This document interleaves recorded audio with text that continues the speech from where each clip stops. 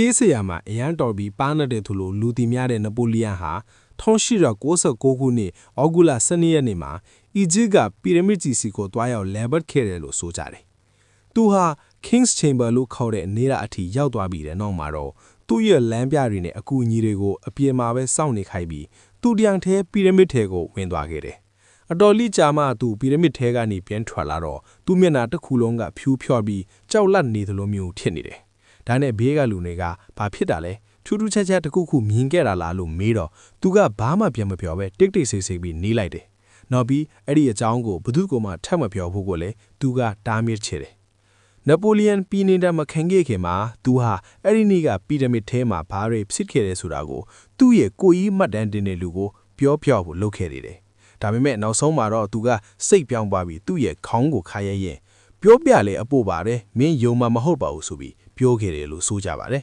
။ဒီလိုဗီဒီယိုလေးတွေစိတ်ဝင်စားရင် follow